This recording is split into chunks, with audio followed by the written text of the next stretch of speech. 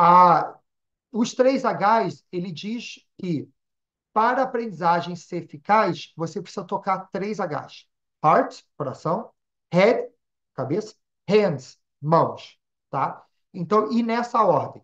Então, eu preciso começar com qualquer treinamento tocando o coração. E depois que eu vou para a cabeça, e depois eu vou para as mãos. Aquele exemplo que eu falei do curso de anticorrupção com lei 4.793 de 2018, sei lá, eu estou chutando o número, tá? Não é essa lei, não.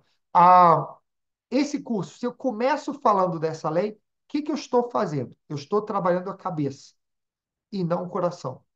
Por isso que a motivação cai. Por isso que eu falei que a última parte da andragogia, o aluno aprende se estiver motivado.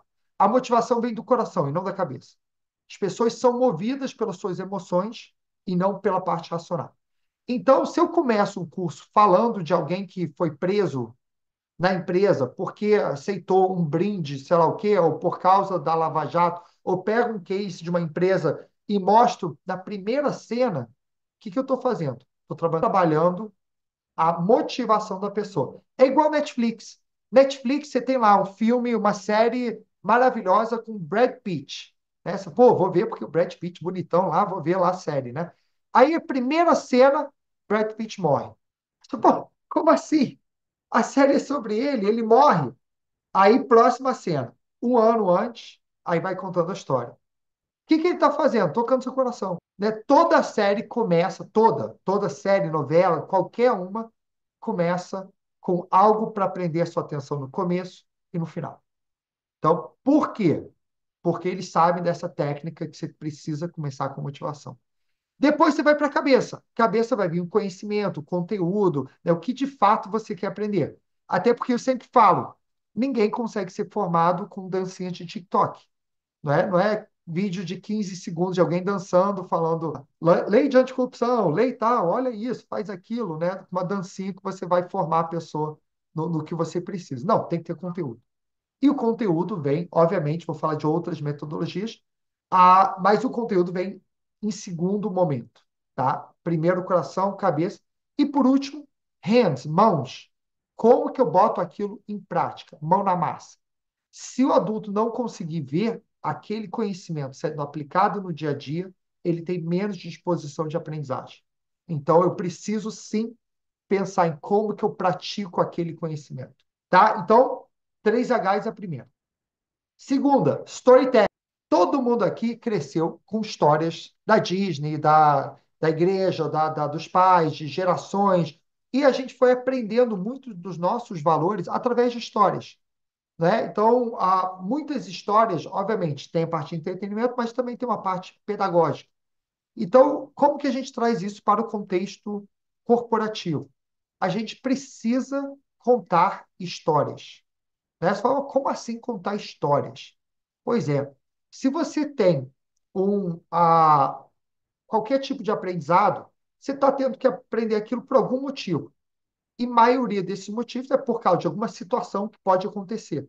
Então, em vez de você envelopar o conhecimento olhando para a cabeça, cria uma história contando aqui. E aí pode estar pensando, pô, eu não tenho verba para contratar Brad Pitt. Não estou falando isso, tá? Mas vamos imaginar que a gente está falando disso, só para mudar um pouco o assunto, um código de ética. Tá? Pegar bem no pé de compliance, mas pegar código de ética para sair de anticorrupção. E aí você vai falar dos 7 princípios de ética. Em vez de você começar a falar dos princípios, vamos para campo descobrir alguns princípios que foram quebrados de ética. E aí você descobre que teve um gerente que uma vez aceitou, sei lá, um brinde ou alguma coisa que estava errado e foi demitido por isso. Obviamente você não vai expor ele, mas você começa o seu curso falando. Houve um diretor que fez isso, no expõe pessoa, tal, que fez isso, isso, isso. Essa situação, o que que você faria nessa situação, se isso acontecesse? Primeira tela, primeiro momento, contando uma história. Por quê? Volto para o coração, volto para a pedagogia, volto para a pessoa se ver na situação. A partir do momento que você introduzir uma história com case, com uma situação, aí você começa a entregar o seu conteúdo. Aí você vai para a cabeça. Tá? Então, storytelling tem um pouco esse objetivo de trazer e contextualizar isso para o dia a dia da pessoa. Próximo item, edutainment. Né? Quando a gente está falando de storytelling, a gente naturalmente vai estar falando de edutainment, que é misturar educação com entretenimento.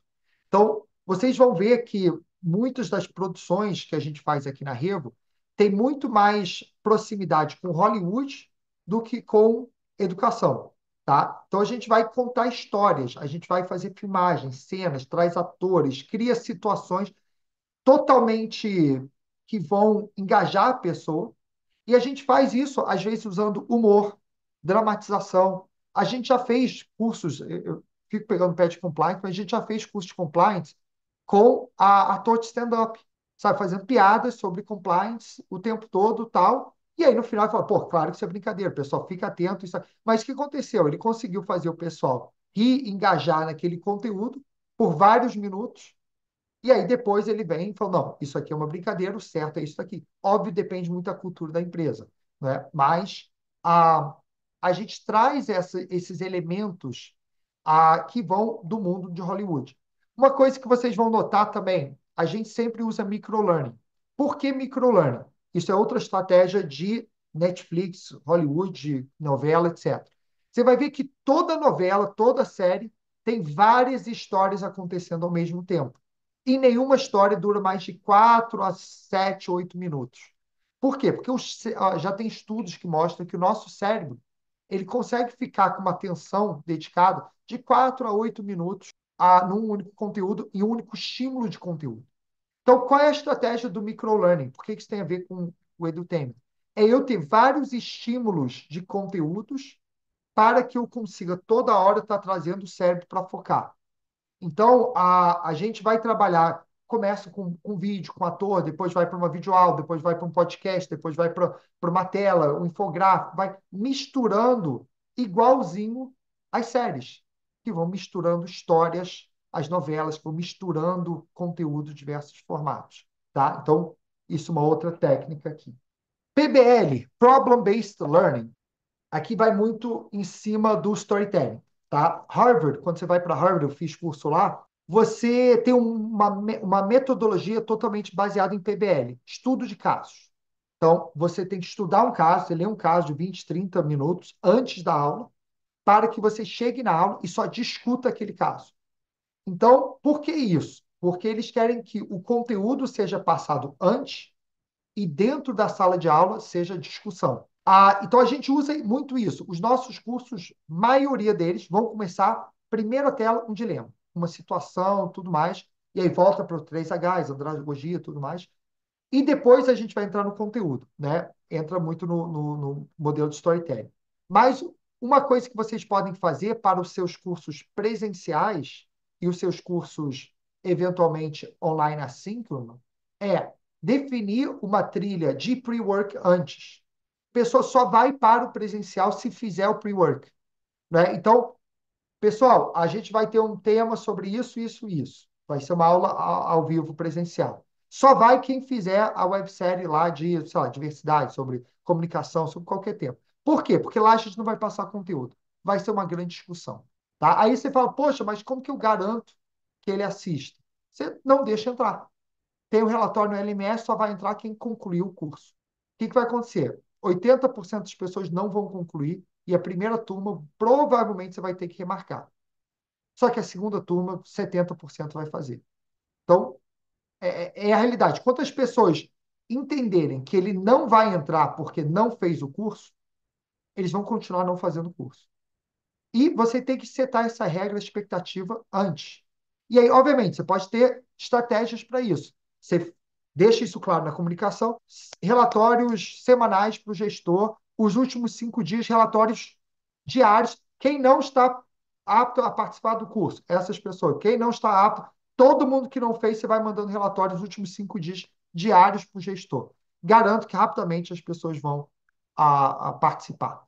Então, Problem-based learning entra em tanto um pouco do storytelling, mas também essa coisa da gente trazer conteúdo antes